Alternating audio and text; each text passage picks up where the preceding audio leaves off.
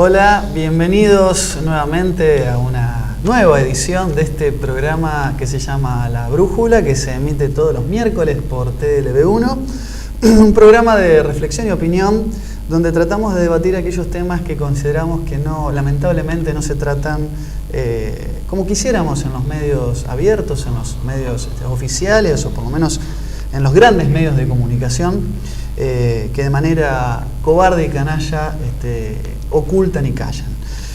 Para hacerlo, para esta misión, cuento como siempre con la compañía de mi amigo personal, a quien estimo mucho, que es Pablo Javier Davoli. ¿Cómo estás? ¿Cómo te va, Lucas? ¿Qué decís? Muy bien. Bien. Bien. Y antes que nada, manifestar, y creo que hablo por los dos, sí, nuestra solidaridad con TLB1 sí, por el atentado informático que sufrió el canal la semana pasada. Muchos de ustedes ya deben estar al tanto, quienes no lo estén, los anoticiamos ahora. Evidentemente el canal, las voces del canal están haciendo ruido y un poco esto de ladran Sancho, señal que cabalgamos, ¿no? Hablando de cobardía, sí. Hablando de artero y cobarde. Lo cierto es, totalmente, poco honorable, desde luego. Y lo cierto es que, el licenciado Juan Manuel Suaje Pinto, también agradecerle a él y a Matías de la producción. El esfuerzo que hicieron para recomponer rápidamente los programas y para poner en funcionamiento efectivamente todo lo que es el estudio de grabación. Efectivamente, porque sí, pero sobre todo la recuperación de los files, que ha sido casi completa ya en pocos días, ¿no? Con mucho trabajo. Pero agradecer a TLB1 también y expresarle nuestra solidaridad al canal.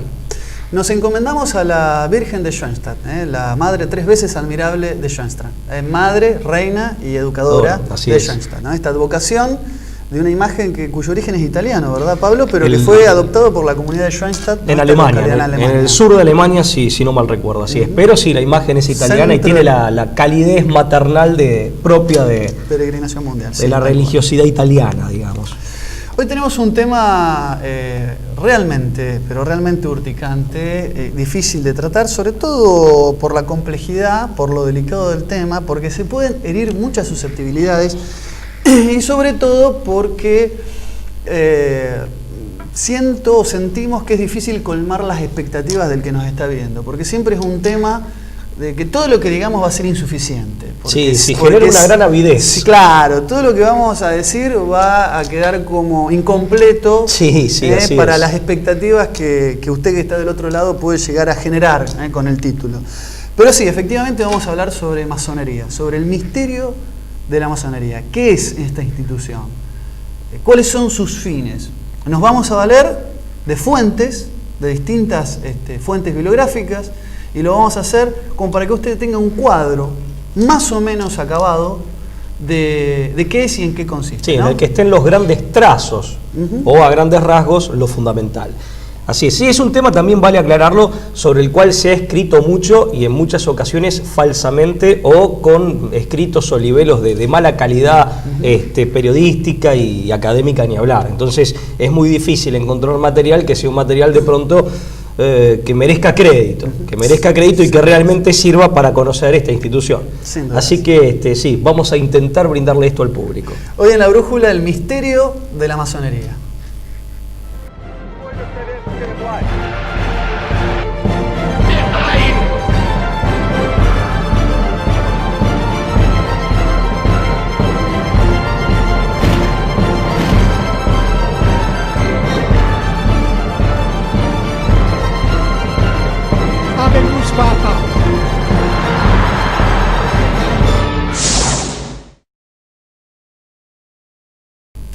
Muy bien, misterio de la masonería. Esta institución que tanto ha aparecido no solamente en investigaciones, ensayistas que han tratado el tema, sino también que ha sido ilustrada por la ciencia ficción, relatos que la ponen como formando parte de una red de conspiración en muchos ámbitos. Sí, así se la ha presentado. Oculta o clandestina según los casos, al menos esta es la presentación que se suele hacer, así es. Más menos política, más o menos como una sociedad secreta, siempre aparece la masonería. Un tema que tiene actualidad y que está hoy en boca de muchos argentinos. Así es, así es. Si usted quiere conocer la historia argentina, me pregunta mi opinión sincera, no estudie libros de historia. Camine por el cementerio de la Recoleta, va a aprender mucho de historia argentina y va a ver la influencia que ha tenido en nuestro país la masonería. Bueno, nuestra Constitución. la 14 presidentes y 7 vicepresidentes masones, por lo menos los abiertamente reconocidos como tales. No se sabe cuántos otros no se han reconocido abiertamente. Es cierto lo que vos decís. Bueno, al respecto, la tumba de Sarmiento, la de Mitre también, pero fundamentalmente la de Sarmiento es templo, particularmente elocuente. La casa de Sarmiento en San Juan también lo es. Ah, desconocí ese dato. También lo es. Visite la casa de Sarmiento, de Domingo Faustino Sarmiento, en la localidad de San Juan, y se va a encontrar con un...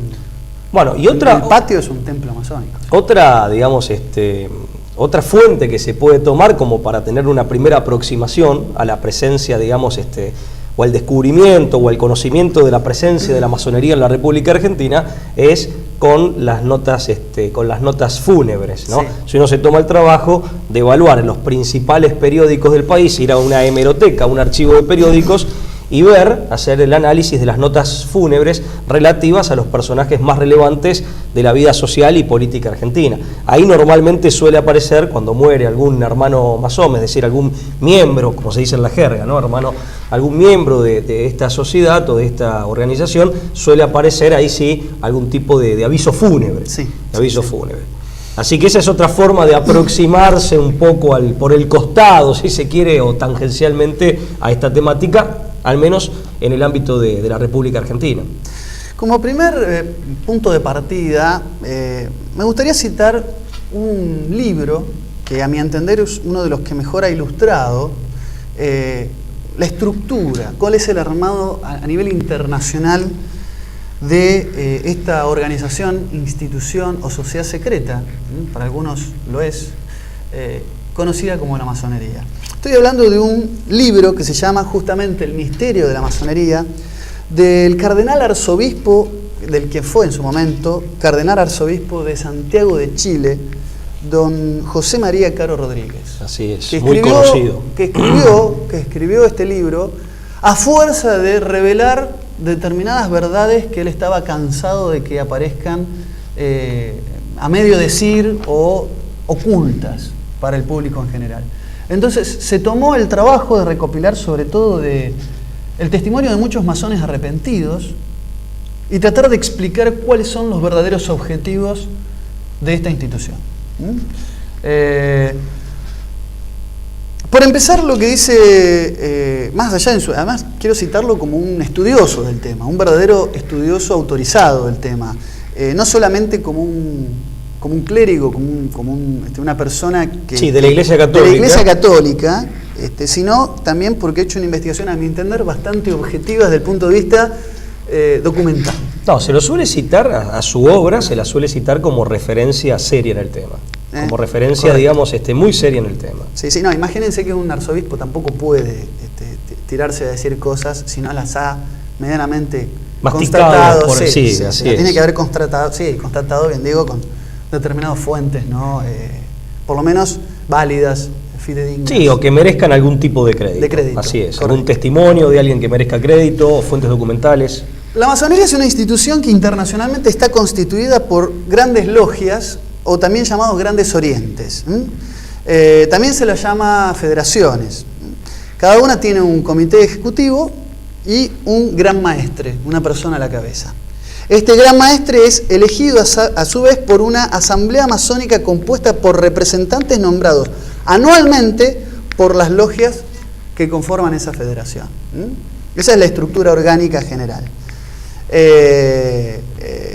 Esta asamblea masónica es la que pone a cada uno de estos grandes maestres en ese cargo, a cargo de la federación, pero que también esta federación aporta la membresía de determinadas personas que son las que votan a estas personas en cada una de las grandes logias o grandes orientes, ¿verdad? Después lo que sí hay que distinguir, según José María Caro Rodríguez, es los ritos. Correcto. Que hay algunos de vertiente anglosajona, como se le llama, y otros de vertiente latina. Los más importantes, por citar algunos, está el rito de York, o masonería del arco real, practicado principalmente en Inglaterra. El rito de Herodón, en Escocia, Alemania y Hungría. El rito francés, practicado por masones sometidos al Gran Oriente de Francia. El rito escocés antiguo reformado, practicado en Bélgica y Holanda. El rito escocés filosófico, practicado en la Gran Logia Alpina de Suiza. El rito joanita, o de Zinzendorf, practicado por algunos masones de Alemania. El rito eléctrico, practicado por la Gran Logia de Frankfurt, del Meno. Rito sueco de Swedenborg, practicado en Suecia y Noruega. El rito de Mizraim, practicado por algunos masones sujetos al Consejo General de París. Por nombrar algunos. Sí, los más destacados. Sí, diferencian, cada uno tiene distintas formas de considerar sus graduaciones. Ahora vamos a hablar de los grados, que es otra cosa, ¿sí? Estos son los ritos, que aglutinan distintas tradiciones, bien digo, de sabiduría. Por eso se distinguen los ritos. En cuanto a los grados, existen los grados que se llaman iniciáticos o grados simbólicos, que son los mismos para todos los ritos: aprendiz, compañero y maestro masón. Esto es para el que se inicia en las prácticas masónicas, son los grados comunes a todos los ritos. O sea, sería para el que está en la puerta de entrada o en el primer vestíbulo. Dentro de la pirámide organizativa serían los escalones de base. Bien, correcto. Estarían al pie de la pirámide, digamos, ¿sí? Y después están los grados superiores o filosóficos, que eso sí varía según el rito. Tenés algunos que tienen solamente 7 grados, de los grados filosóficos o superiores, y otros llegan a tener hasta 92, como el rito de Memphis. O sea, es muy variada acá, ¿no? Pero sí es cuando se accede a los saberes místicos y a la sabiduría, digamos, de alto temple, cuando se accede a estas verdades que, por supuesto, tienen en cada grado un ritual iniciático diferente. Claro, una posibilidad se le abre una vez ascendido el Correcto. integrante de la organización, se le abre una nueva posibilidad, o se le hace asequible una porción, un trozo de esa doctrina hermética, claro, cuyo conocimiento pleno requiere acceder al máximo escalón, claro, o a la jerarquía más alta. Exacto. Se requiere de haber completado un mérito en el grado anterior para poder acceder. Así es bien, sí, escalafonario, y lo que tiene de iniciático es que a medida que uno avanza va conociendo más sobre la naturaleza y, por lo tanto, aristotélicamente hablando, sobre las finalidades de la organización a la que uno pertenece. Esto es la primera crítica de... Es como algo que se va desplegando a medida que uno avanza, pero para cuando lo terminás de conocer ya estás recontradentro, ¿no? Exactamente. Por decirlo de alguna manera. Bueno, lo que dice es que las verdades de la masonería no son conocidas por los que recién se inician. Esto es lo que dice... Creo que vale aclararlo porque aparte responde a la lógica y a la dinámica de su propia estructura de funcionamiento. Es el llamado esquema de círculos concéntricos. Efectivamente. Es decir, cada círculo tiene miembros que conocen verdades que el resto no, y que pertenecen a un círculo interior más cerrado. Así es. Que a su vez también tiene miembros que pertenecen a otro escalón o nivel de la pirámide. Entonces se mantiene un mecanismo de observancia de tipo panóptico, donde se ve lo que está haciendo cada uno de sus miembros desde el centro a la periferia. Correcto. Efectivamente, está bien lo de panóptico. Hay una suerte de vigilancia desde el centro hacia la periferia, es decir, hacia los grados inferiores. Correcto. Pero no a la inversa. Pero no a la inversa. Exactamente. Esa es la estructura es la estructura organizacional. La pirámide organizativa se compone de esta lógica, ¿no? Tenemos que aclarar una cosa, hay organizaciones, y más específicamente logias, que han adoptado para sí este mismo tipo de funcionamiento. De hecho, claro, es preexistente a la misma masonería. Correcto. Este tipo de estructura y de funcionamiento, y eso no significa que necesariamente por adoptar esta estructura y este funcionamiento se trate necesariamente de una organización masónica. Correcto. El carácter masónico de la organización proviene, más allá de que esta es una organización típicamente hermética, digamos, por tener esta estructura, pero proviene de su esencia ideológica y de su espíritu, por así decirlo. Hay que distinguir, obviamente, que la estructura formal de la masonería se funda a partir de 1717, cuando deja de ser la masonería de tipo operativa, la que estaba constituida en realidad por el conocimiento proveniente de los antiguos constructores y artesanos, y se abre a el mundo de profesionales de distintas áreas del saber y de la ciencia. De ahí viene esto de libres y aceptados. Y aceptados. Aceptados significa, para la masonería especulativa que se funda a partir del siglo XVIII, para aceptar a aquellos que no provenían de las artes constructivas, que no venían efectivamente de la arquitectura, ¿no? Y de la construcción de templos.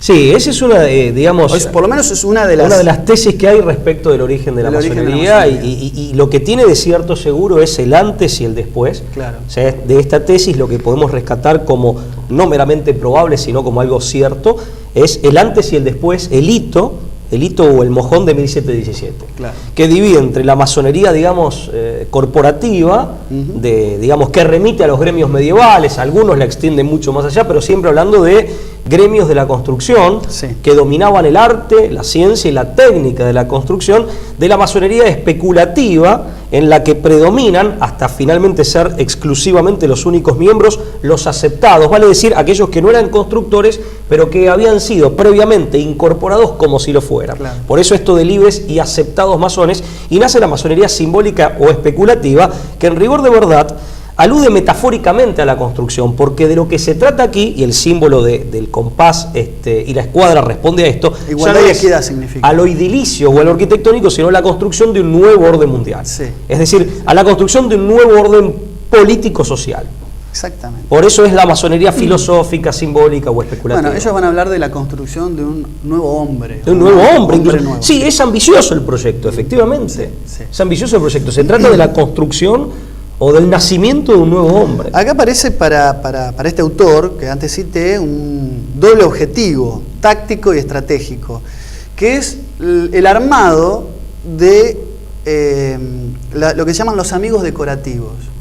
Para Monseñor María Rodríguez, José María Caro Rodríguez, perdón, los grandes políticos, intelectuales, hombres de ciencia que se han enlistado en la masonería muchas veces han sido inventados, con el doble objetivo de jerarquizar o de presentar, primero decir, esto no es secreto, se sabe quiénes son sus miembros, y después grandes protagonistas de la historia fueron masones, con lo cual esto le da cierto manto de eticidad a su función. De prestigio. De prestigio, indudablemente. Déjame, bueno, acá en Argentina siempre se discutió, o mejor dicho, se ha generado la discusión respecto de la afiliación masónica o no de San Martín, ¿no? La logia lautarina. Claro, del carácter, digamos, masónico de la logia Lautaro y más específicamente de la afiliación o la membresía masónica de San Martín o no.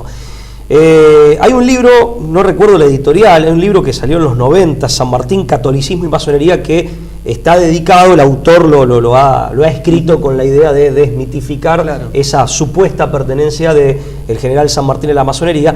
Y también, a principios de los 80, un periodista argentino, escritor, ensayista, José Patricio Maguire se escribe, pero es un apellido irlandés, le escribe al director de la biblioteca de la Gran Logia Unida de Inglaterra, preguntando específicamente por esto, es decir, si había documentación en el Centro Masónico Mundial, podríamos decir vulgarmente, que estaba dado o estaba situado en Londres, había documentación o algún archivo que acreditara el vínculo de San Martín con la masonería. Y la respuesta no se hizo esperar. Este hombre la publicó en una revista que tenía en aquellos años, en donde directamente le decían que no. O sea que si bien había habido muchos miembros de la logia Lautaro, a la que conocían en Inglaterra, que habían sido de la masonería, San Martín específicamente no había pertenecido a la misma. Pero bueno, fue una discusión, ¿no? La versión de que la propia Remedios de Escalada, la familia Escalada, tenía vinculación con la masonería, pero no el general San Martín. Pero bueno, no lo sabremos. Bueno, y otra cosa que publicaba Maguire es que a través de una carta de Belgrano poco conocida, Belgrano consideraba que la masonería era enemiga de la revolución, ¿no? Se refiere en una carta que publicó por lo menos en su momento, en una publicación que tenía este hombre finales de los 70, principios de los 80, este periodista Maguire, que se llamaba Información sobre masonería y otras sectas. Y él reproducía normalmente este tipo de documentación. en una de esas, en una de estas ediciones de su revista, él publicaba una carta en donde Belgrano se manifestaba de esta manera, ¿no? Transcribía una carta de Belgrano. Conocido católico, Belgrano. Claro, bueno, el caso de Belgrano mucho más indiscutible. Incluso hasta ¿no? se llegó a decir que el ejército del norte y sus fracasos en Vilcapugio y Ayohuma tuvieron que ver con lo desprovisto que estaba su ejército por no recibir apoyo alguno por parte del poder que en ese momento estaba en manos de la masonería. Bueno, los poderes de independencia estaban muy custodiados bajo la estricta observancia de la orden masónica, digamos. Pero bueno. Pero sí, son debates que se pueden reabrir, pero no los podemos concluir en este espacio, me parece. Por supuesto. Bueno, y el otro objetivo estratégico, esto de los amigos decorativos, era invitar a verdaderos líderes a formar parte de su fila por el efecto de imitación.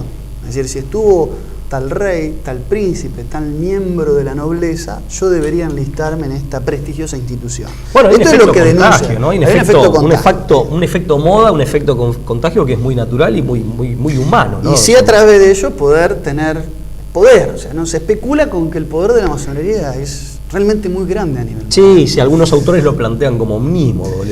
En su momento se decía que, y esto es, me permito colegir, ¿no? Acá en especulaciones que no son demostrables, por lo menos yo no tengo la posibilidad de mostrarlo, esta famosa correspondencia, este intercambio epistolar entre dos famosos masones, uno inglés, norteamericano, Albert Pike. Sí, norteamericano. Que en Washington tiene un monumento, ¿no? Pese a que era del sur, ¿no? Pese a que era del sur, tiene un monumento. Albert Pike y don Giuseppe Mazzini. O sea, perdón, del sur y contemporáneo, o sea, de la época de la Guerra de Secesión, vale aclarar. Parece ser que Pike pronunció un famoso documento en 1858 en el que pronunció en realidad un discurso que se transformó en un escrito después, en el que trató de unir a la masonería mundial que estaba desorganizada y dividida. Pese a la Gran Logia de Londres y Westminster, que se había, a través de la Constitución de Anderson, en 1717 se había refundado, estaba desperdigada, y lo que hicieron estos dos grandes masones es unir y hermanar a las enemistades, pulir las enemistades y las rispideces internas de la masonería a nivel mundial. Y se dice que en esta correspondencia, que estaba incluso en la biblioteca del Museo Británico, Mazzini y Pike, Mazzini, bueno, también era otro famoso masón, miembro de los Carbonarios, muy influyente en la masonería europea desde Italia. Uno de los artífices de la unificación y la República Italiana. Incluso la mafia italiana se la asocia con Mazzini. Se llegó a decir que la palabra mafia es un acrónimo que significa Mazzini autoriza furti, incendi y avvelenamenti. Es Mazzini el que autoriza los robos, los incendios y los envenenamientos. Es decir, hasta ese punto se explica una de las teorías, las mafias.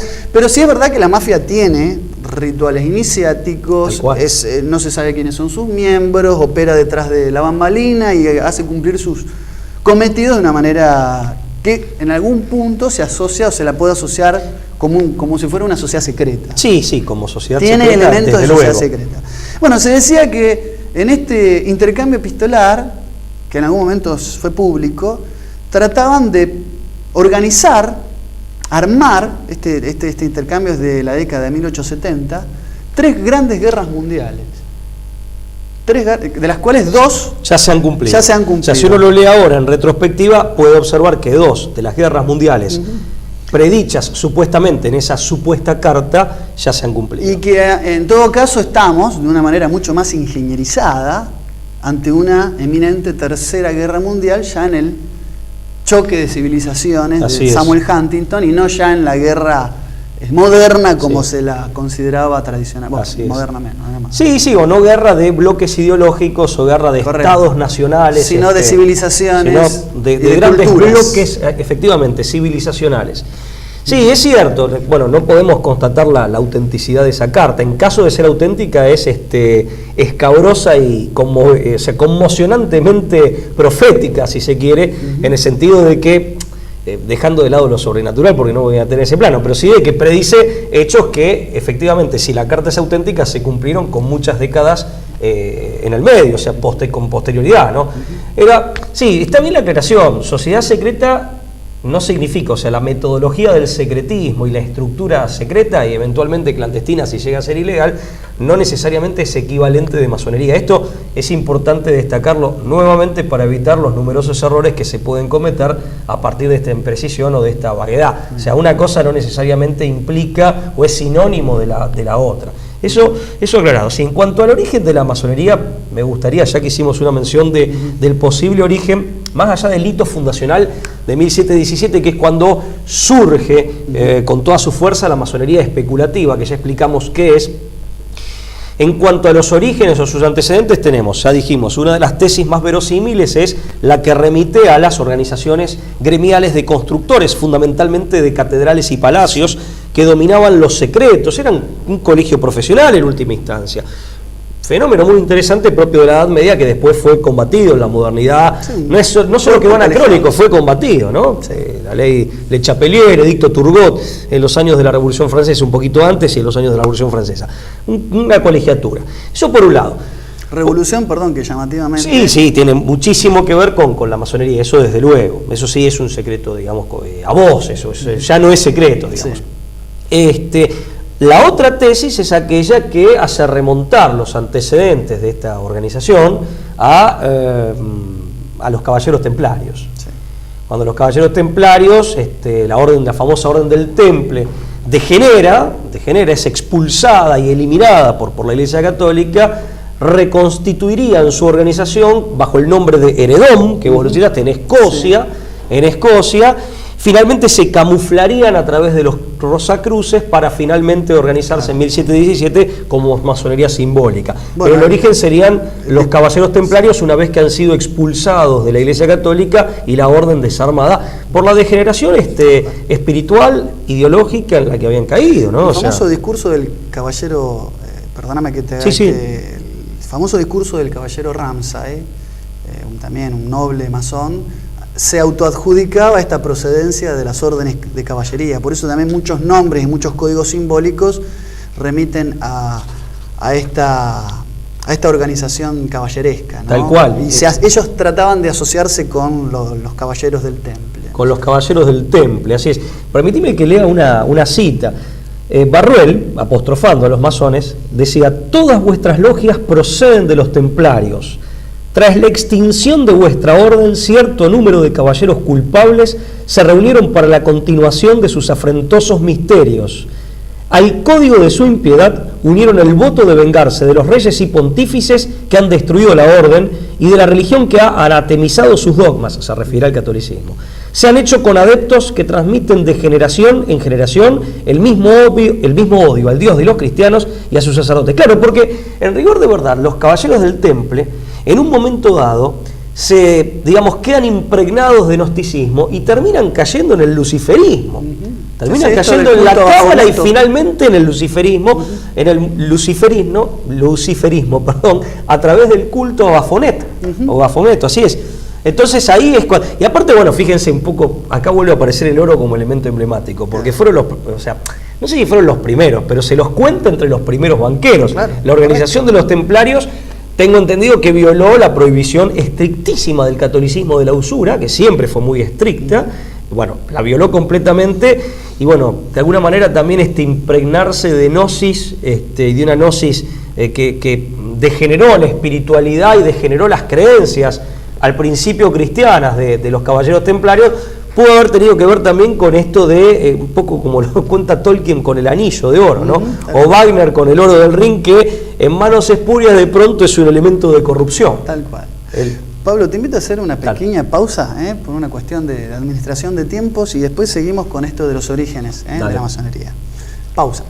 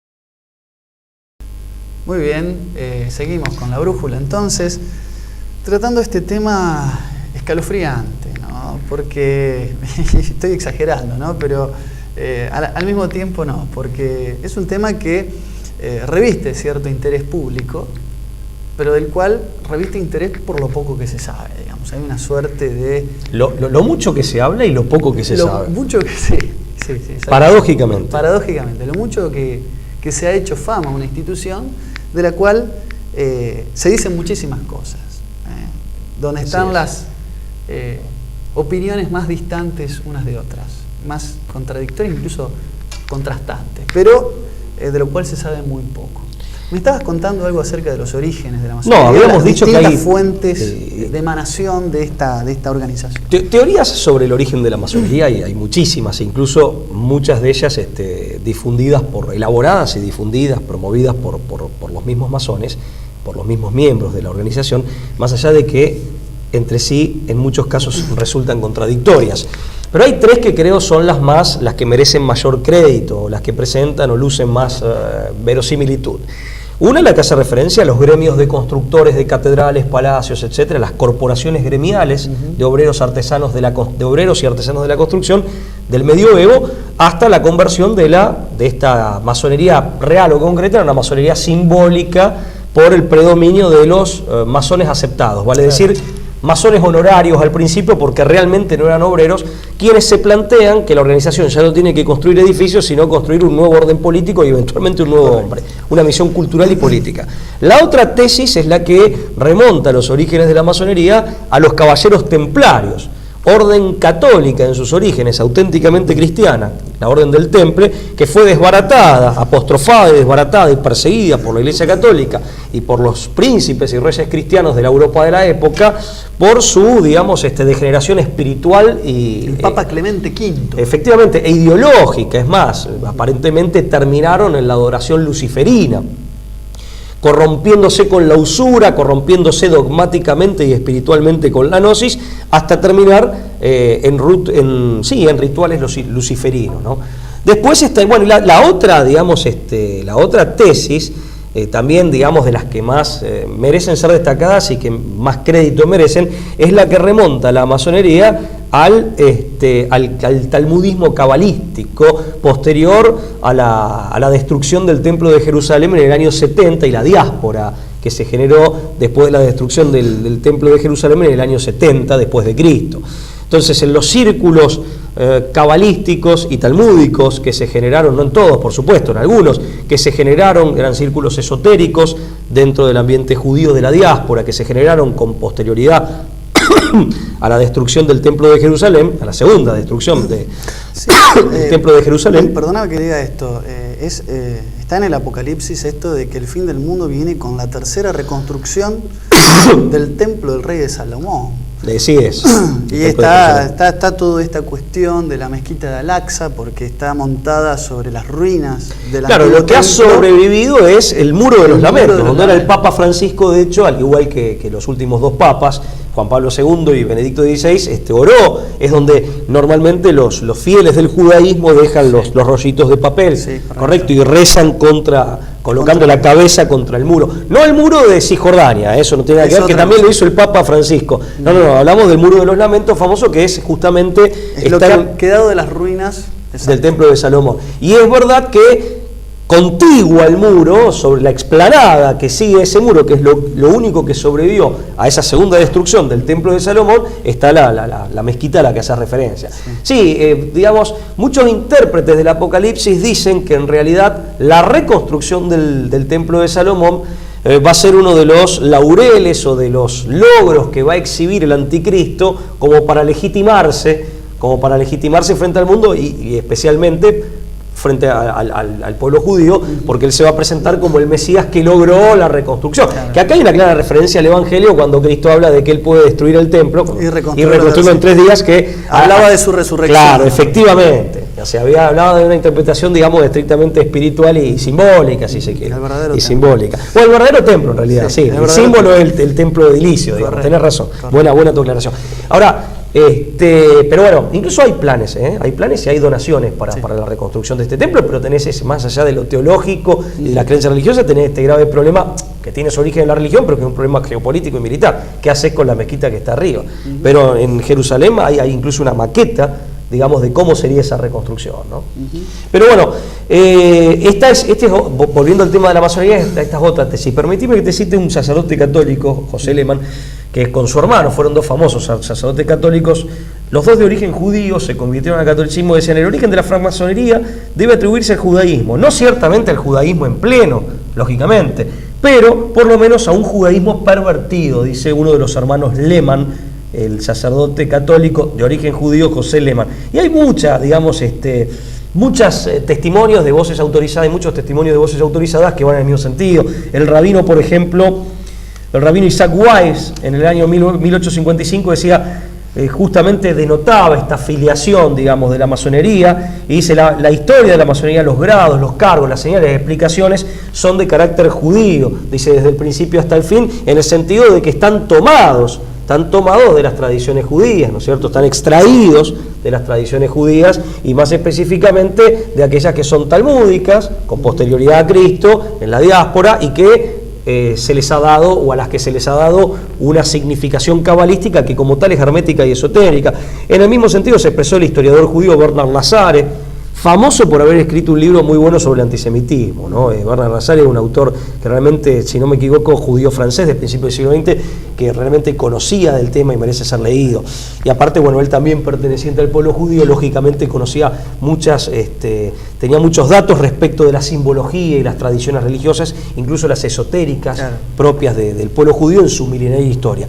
Ahora, es verdad que se usan muchos textos en hebreos, y la simbología propia de la Kabbalah o Cábala está presente en la masonería. El símbolo del arco real tiene una inscripción en hebreo, ¿no? Y cuántas similitudes en la simbología con el templo del rey Salomón, ¿no? Es decir, las columnas del pórtico de entrada del templo del rey Salomón, cuya palabra Solomón significa sol y luna, está inmerso en estos pilares que Yaquinan Boa significan el bien y el mal, luz y tinieblas, bien digo, sol y luna, etcétera, ¿no? Igual que el piso en ajedrez, tiene que ver con la entrada principal, porque claro, el rey Salomón, además de ser un gran rey, fue un mago que se dice que tenía la posibilidad de hacer que tanto ángeles y demonios respondieran a su voluntad, ¿no? Con su famoso anillo. Con lo cual mucha de esa sabiduría parece, o por lo menos la masonería se adjudica conocer a través de los ritos iniciáticos. Había transmisión de esas artes ocultas. Exactamente, de esas artes. Bueno, esto nos lleva directamente al tema de la sustancia ideológica, y no solo ideológica, porque aquí no interviene únicamente el intelecto, la razón, la teorización y nuestra capacidad para hacerla, sino espiritual también. Claro. ¿Cuál es el corazón espiritual de la masonería?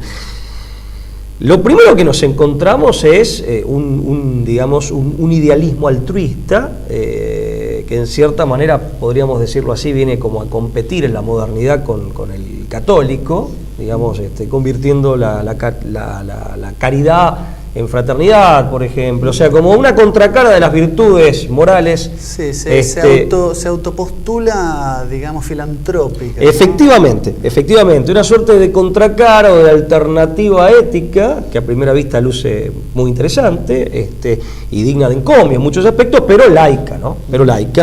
Y que vendría a funcionar como una suerte de código axiológico en algunos aspectos, al menos en la superficie similar. Esto de sustituir caridad por solidaridad. Me escuché también decir que tiene que ver con una reconversión masónica de... Pero que no es lo mismo, o sea, no es simplemente que es la contracara laica, sino que al efectuarse esa transpolación laica hay un vaciamiento. Claro, hay un cambio de sentido, efectivamente. No es gratuita esa transpolación. Correcto. O sea, los valores no pueden pasar conceptualmente de un plano al otro, del plano del creyente al plano de la mentalidad o la idiosincrasia laica, sin sufrir una profunda mutación. Pero a primera vista, uno en la superficie lo ve y dice, bueno, hay algún parecido, alguna analogía, nada más que una versión laica. Pero lo cierto es que detrás de este nuevo código axiológico, que en rigor de verdad no solo laiciza los valores cristianos, sino que de alguna manera al laicizarlos les cambia la sustancia en lo profundo, lo que hay, digamos, o lo que encontramos es una matriz naturalista propia del iluminismo de base racionalista cartesiana, típico de la modernidad. O sea, es el naturalismo. Claramente es el naturalismo, y un naturalismo que lleva a su vez a la entronización, no puede ser de otra manera, a la entronización del hombre, es decir, al antropocentrismo. Es una combinación interesante. Claro, o al falso humanismo antropocéntrico de la modernidad. ¿Por qué digo falso humanismo? Porque en el fondo, sí, digo esto, el hombre entronizado como soberano, como si de Dios se tratara, constituye una suerte de no de sueño, de pesadilla utópica que conduce a las peores consecuencias, depende de que es una irrealidad, o sea, negar la propia realidad humana y por lo tanto no dar con las recetas y los remedios que la naturaleza humana, nuestra naturaleza, exige a los efectos o demanda a los efectos de nuestra propia plenitud y felicidad. Por eso digo, es un falso humanismo, que muchas veces es bien intencionado, pero en su error o en su equívoco termina siendo falso y contradictorio. Esta capacidad llamativa de combinar un racionalismo de tipo cartesiano, ¿no? Y claro, saberes que vienen incluso de la antigua filosofía hermética de Hermes Trismegisto y a eso yo quería llegar, porque fíjate, ese antropocentrismo que encarna o que da lugar a un falso humanismo, que es un humanismo que deshumaniza por lo que tiene de equívoco, y que lo que tienen de equívoca y de nociva su receta, aparte. Entonces, que tienes por base el naturalismo a su vez es una, digamos, filosofía, una escuela filosófica que solo puede existir en un contexto de pensamiento inmanentista, en donde se desconoce, lo inmanente es lo contrario de lo trascendente y por lo tanto lo natural como lo contrario de lo sobrenatural. Claro. Al negarse lo sobrenatural, incluso se desvirtúa el conocimiento que tenemos de lo natural. Pero bueno, por eso te digo, un naturalismo que tampoco defiende la naturaleza, correcto, pese a que pretende hacerlo, pero objetivamente no lo hace, y lo mismo sucede con este humanismo que pretende defender al hombre, pese a que en la práctica termina siendo contraproducente por el error del que procede, el error de base del que procede. Y este inmanentismo claramente tiene su base en las tradiciones gnósticas, porque acá, y ahí sí llegamos al corazón que anida y que late, digamos, en el núcleo, el corazón ideológico y espiritual de la masonería, aunque no únicamente de la masonería, que es la gnosis. Y la gnosis sería, en este caso puntual, la tradición cabalística que toma retazos, toma como pedazos de los que se han nutrido de las tradiciones gnósticas paganas, de las gnosis paganas, ya hemos hablado en otro programa de esto, la egipcia, la irania zoroastrista, la brahmánica hindú, la siríaca, la siria, son retazos que toman de aquellas antiguas gnosis anteriores al cristianismo y anteriores al judaísmo, que se combinan en la cábala, que tampoco debe ser confundida con la gnosis judía que deriva en el cristianismo. Claro.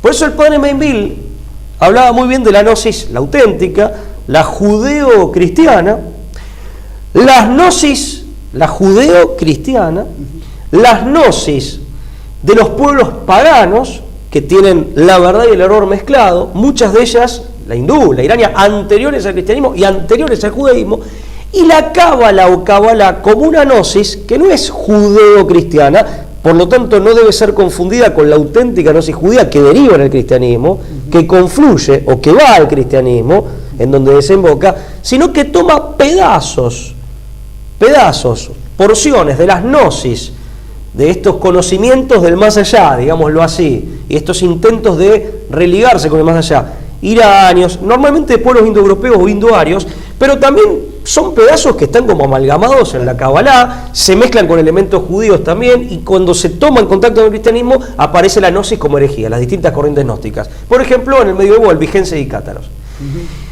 Si hay un rasgo fundamental en todo en esta maraña de elementos gnósticos tomados de las más diversas tradiciones, en el contexto de una cábala postdiaspórica y talmúdica, si hay un elemento que caracteriza y a todas las vertientes, incluso las herejías cristianas como gnósticas, como el catarismo y los albigenses, es la confusión del bien y el mal, que viene de otra confusión, viene de la confusión del creador con lo creado. Por eso son inmanentistas, porque si yo confundo creador con lo creado, tengo dos opciones: o convierto todo lo creado en Dios y el hombre como la perla de lo creado es Dios, O a Dios lo reduzco a este mundo y no hay otra cosa más que este mundo con lo que vemos y tocamos en este mundo sensible, diría Platón, dentro de lo cual, ¿cuál es el resultado? Nuevamente el hombre entronizado. Y partiendo de esta base, ¿cuál sería la opinión que la propia Iglesia... No, claro. Pero el error es de concepciones muy profundo. En el fondo es la confusión de la tradición gnóstica, cabalística, que toma pedazos adulterados, mezclados, porque aparte en el proceso se mezcla todo, de las gnosis que ya contenían errores, de las gnosis puramente humanas, de los pueblos indoeuropeos y pueblos semíticos, que son anteriores. El punto en común es, y el factor dominante que genera todo esta derivación ideológica es la confusión del creador con la criatura, que conduce necesariamente a la entronización al naturalismo primero y después a la pérdida de la auténtica trascendencia y finalmente a la entronización del hombre. Y dentro de la entronización del hombre tenemos dos pasos: la diosa razón, pero la razón sin verdad no funciona, porque la razón solamente puede funcionar cuando tiene algo que descubrir y una base sobre la cual pensar, sobre la cual trabajar. La razón sin verdad termina tergiversada y ahí aparece el voluntarismo. Pero la voluntad sin bien conduce al imperio del capricho, y el imperio del capricho conduce a la solución deconstructiva del hombre, deteriorante del hombre, depresiva de nuestra naturaleza y degradante de nuestra naturaleza, del imperio de los bajos instintos. Ni siquiera es la animalización, es deshumanización, que no es lo mismo que animalizarse, porque lo humano incluye y supera lo animal, pero lo incluye en armonía. En cambio acá caemos por debajo del animal. Es un proceso mucho más grave. Entonces, la diosa razón era la prostituta que se puso en la Revolución Francesa en Notre Dame, la Catedral de París, en el lugar de la Virgen María. Usted lo cuenta bien en un video que creo que hizo este canal el padre Sáenz, padre Alfredo Sáenz, en un video viejo, o que hizo el licenciado Soaje Pinto, que está creo que en los files de TLV1 o del licenciado Soaje Pinto. Pero después ya la razón, si no tiene una verdad a la que referirse, tampoco la voluntad tiene un bien al que referirse la razón. No trabaja sino sobre la propia subjetividad. Acá viene la posmodernidad, donde todo es subjetivo y todo es construcción. Yo construyo todo. Todo es objeto de mi construcción. Y si todo es objeto de mi construcción, ¿a qué me remito? No hay parámetro objetivo, me remito a mi voluntad. ¿Y mi voluntad a qué se remite? A mi capricho. Es el imperio de los caprichos. Y esto aplicado a mi sexualidad, a mi nacionalidad, a Dios o a todo. Entonces, pero en el fondo es un problema, digamos, muy de base, de concepción de la divinidad. Si la divinidad y el creador y la criatura son cosas distintas o no. Por eso la Iglesia acá, digamos que es la depositaria se presenta como la depositaria de otra tradición, de la tradición judeo-cristiana, de la tradición de la gnosis judeo-cristiana, que, como decía el padre Memir, es la tradición auténtica.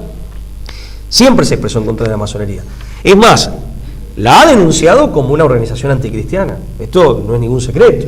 Sí, ya en el año 1738, en la encíclica In Eminenti, el Papa Clemente XII apostrofaba a la masonería como una organización anticristiana, la condenaba, y desde luego condenaba la membresía. Creo que fue la primera condena. Tengo entendido que sí, en 1738.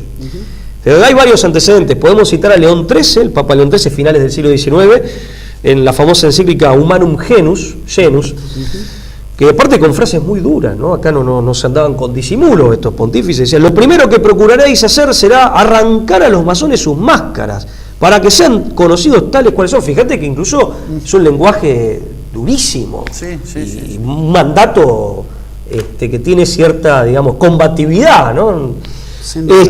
Lo que plantea León XIII básicamente es abiertamente en Humanum Genus, que si usted busca en la página web del Vaticano están las encíclicas, si no están dando vueltas en la web, en cualquier biblioteca. Oficiales, y hablan de la voz oficial de la Iglesia. Que sería la voz oficial de la Iglesia. Por eso insisto, pero acá hay bajo la fachada de una superficie en donde habría valores más o menos aparentes y pautas éticas más o menos aparentes, en realidad hay profundas diferencias. Incluso la Iglesia habla de una enemistad. Correcto, denuncia eso. Bueno, el Papa León XIII en Humanum Genus dice que la masonería conspira contra la Iglesia y contra todo el orden cristiano, por derecha y por izquierda, no lo dicen estos términos, como diciendo, apelando a todos los productos de la modernidad, no únicamente al liberalismo, que sería uno de los productos ideológicos de los movimientos políticos que se utilizarían. Y básicamente lo que hace muy interesante esto para el análisis teológico político y teológico histórico, León XIII es se remonta al siglo V, a la ciudad de Dios, San Agustín, y dice, la iglesia quiere construir y colaborar con los príncipes cristianos la ciudad de Dios. Porque la ciudad de Dios no es la iglesia, como dicen algunos autores mal. La ciudad de Dios es el orden cristiano, que se hace con la colaboración de la iglesia y el Estado, pero el principal factor y protagonista es el Estado, no es la iglesia. Y la ciudad del diablo, según los agustinos, Agustín hablaba de la ciudad del mundo, la ciudad terrenal, el valle de lágrimas. Efectivamente, que es un orden anticristiano y por lo tanto deshumanizante, porque esto es lo que habría que aclarar para que quede en claro, valga la redundancia, desde la perspectiva cristiana. Ahora, compara la masonería como el factor de la ciudad del hombre, o sea, lo coloca en ese lugar, que hoy hablaría del nuevo orden mundial y demás. Pero te doy una breve reseña y muy abuelo de pájaro para no aburrir al público con datos. Ya Pío XII, más cercano en el tiempo, el 24 de julio del 58, también denunciaba la masonería como la organización de la que en última instancia se habían derivado todas las corrientes ideológicas que habían provocado la apostasía moderna. Permitime que lo lea. 24 de julio de 1958, en la 8ª semana de formación pastoral, su santidad Pío XII señaló como raíces de la apostasía moderna el ateísmo científico. Hoy en día, gracias a Dios, quedó anacrónico gracias a la física cuántica, los nuevos modelos de las nuevas teorías sobre el origen de la vida, de la biología, etcétera. Pero bueno, en el siglo XIX y gran parte del XX con mucha fuerza. Los paradigmas del siglo XIX. Claro. Señaló como raíces de la apostasía moderna el ateísmo científico, el materialismo dialéctico, el racionalismo, el laicismo y la masonería, según Pío XII, madre común de todas ellas, de todas estas corrientes ideológicas. Y quiero citar, que es interesante, acá a nivel nacional, una declaración del episcopado argentino, en San Miguel, reunido en San Miguel, el 20 de febrero de 1959, en donde hay 3-4 puntitos que resaltaban. Es un documento enjundioso, no es muy largo, pero tiene 3-4 ejes. Uno, volver a reiterar, a remarcar la incompatibilidad, el episcopado argentino, la incompatibilidad entre el catolicismo y la masonería. La imposibilidad de pertenecer a ambas organizaciones al mismo tiempo por razones de fondo, no de forma, ni de poder, por supuesto, sino de concepciones y por lo tanto de valores y objetivos. Señala también el documento del episcopado argentino del 59 que el liberalismo y el laicismo constituyen la expresión ideológica más genuina de la masonería y que objetivamente, al menos, estas dos corrientes ideológicas conspiran, más allá de la voluntad subjetiva de quienes la sostienen y sus eventuales buenos deseos y su buena fe, que puede estar seguramente, conspiran contra la Iglesia y el orden católico de la República. Coyunturalmente, y esto es más interesante porque es un agregado, dice que si bien el producto ideológico es el liberalismo, el genuino, en América Latina, al menos coyunturalmente, con el movimiento comunista compartía la masonería en aquella época los mismos objetivos y buscaba romper la unidad del movimiento obrero. Habría que investigar después también un poco la ruptura que se genera en los 60, 70 en el peronismo, si eventualmente no ha tenido que ver con algún tipo de dentrismo, de infiltración de este tipo, como tantas veces ha sido denunciado, pero lo dejamos para la investigación. Para otra investigación. Te termino con esto. Te leo también 2 párrafos de esta declaración del arzobispo argentino, como porque siempre va a ser más enjundioso y más fidedigno ir al texto que mi propio resumen muy acotado y muy abuelo de pájaro ensayado acá.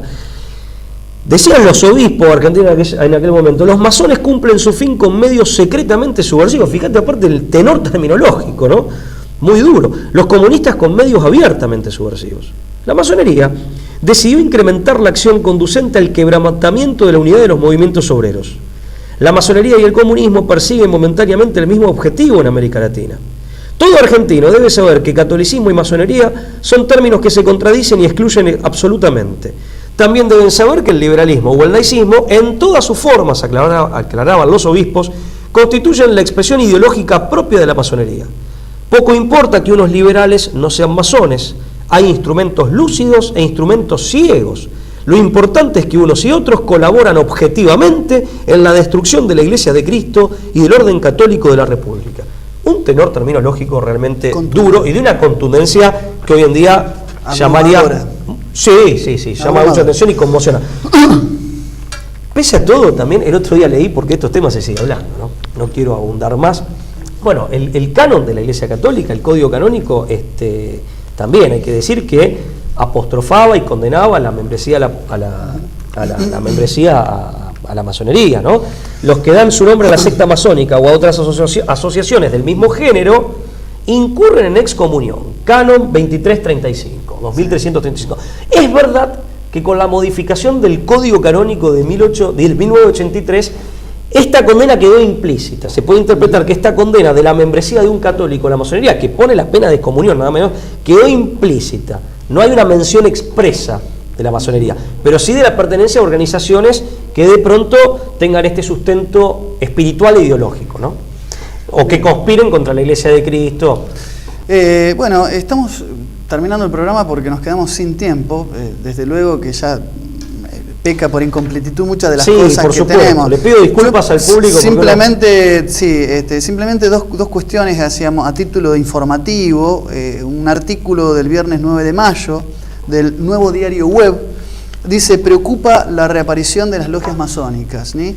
El Círculo Nacionalista de Santiago del Estero emitió una declaración pública a través de la cual manifiesta a la comunidad santiagueña su profunda preocupación por la creciente, ¿no? y la reciente, mejor dicho, reaparición de las logias masónicas, sobre todo la gran logia de la Argentina de libres y aceptados masones.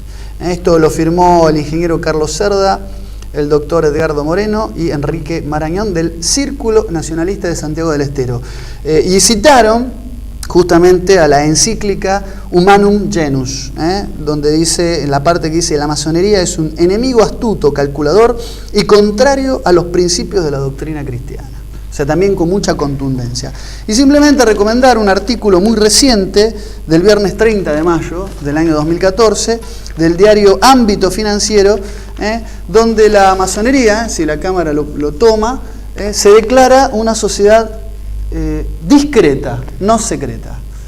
¿Esto cuándo salió, Lucas? El 30 de mayo. De este año, en Ámbito Financiero. En Ámbito Financiero. Un artículo donde se entrevistan las voces oficiales de la masonería, donde hablan de se presentan como una sociedad filantrópica que está en reivindicación, en crecimiento, que está reclutando a muchos jóvenes, y que bueno, en función de los distintos contrastes que vemos por estas fuentes, de posiciones, posturas, lo que importa es estar informado. Lo que hacemos es transmitir, divulgar ciertas fuentes que hoy se desconocen sobre este tema. Déjame decir algo respecto de masonería e iglesia hoy. Sí. Leí en Alerta Digital, que es un periódico bastante polémico, por cierto, pero es un periódico interesante, español, está en internet, una entrevista que le hicieron a un sacerdote argentino, el padre Juan Claudio Sanauja, que creo que también lo entrevistó una vez Soaje Pinto acá. Tipo que sacerdote que tiene muchos libros escritos y demás, donde él también me llamó la atención porque denunciaba, lógicamente no lo veía con buenos ojos, pero él denunciaba el fenómeno de pese a las prohibiciones del Código Canónico y la doctrina muy clara de los papas, digamos, y papas muy prestigiosos, aparte la infiltración, digamos, de que muchos clérigos de la Iglesia Católica, algunos con importantes cargos, pertenecían a la masonería en contra de toda una línea doctrinaria muy clara, muy elocuente, muy contundente, y de lo que dice el Código Canónico. Y hay un libro muy bueno sobre la masonería que se publicó en España hace pocos años, de César Vidal, que es un historiador español protestante, no católico, tipo académicamente, no sé si impecable, pero realmente de gran calibre intelectual, de mucha valía académica, donde él habla también y cita una entrevista que le hizo un periódico español, creo que el diario El País, hace poco tiempo, al padre Amorth, famoso exorcista del Vaticano, también autor de libros, ¿no? Principalmente sobre su temática, que son los exorcismos. Y él dice que hay cardenales que secreta y clandestinamente, conforme a la ley de la Iglesia, forman parte de la masonería, y algunos hasta de cultos luciferinos. Sí. Padre Amorth, exorcista oficial de la Iglesia Católica. Vamos a ver si conseguimos el libro para traer la fuente, o el artículo, creo que era el diario El País. Bueno, le dejamos al público la inquietud para que investiguen. Por favor, nos haga... y nos hagan saber sus inquietudes. Su opinión y sus inquietudes. Es un tema que da para mucho. Y sus críticas. Incluso para otro programa, quizás. Así es. Bueno. Llegamos al final del programa. Les pido, por favor, les vamos a pedir que pongan me gusta si este programa es de su interés. Y por favor, que compartan. Nos ayuda a difundir, a viralizar y a hacer llegar a muchos temas que, lamentablemente, como dijimos al principio del programa, la prensa no le dedica un ápice de su tiempo, o muy breve, o de manera poco comprometida a la divulgación de cierta información. Será hasta el miércoles que viene.